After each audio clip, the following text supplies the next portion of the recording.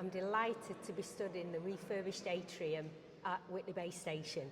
We've completed an enormous project in partnership with Kia Group to restore the station to its former glories. The canopy above the station was in desperate need of some really significant work, and that has now been completed, and it truly is a jewel of our network. And it was quite a significant amount of work on the actual canopy.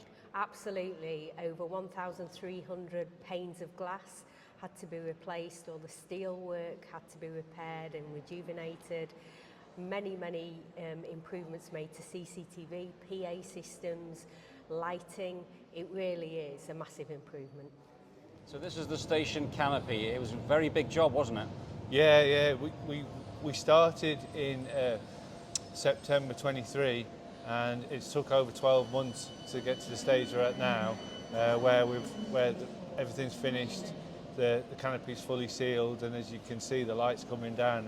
It's really nice place to be. And a big transformation from what it was like before. Yeah. Well, when we took over, a lot of the areas are closed off in the station because the glazing was loose and there was glazing missing over the tracks.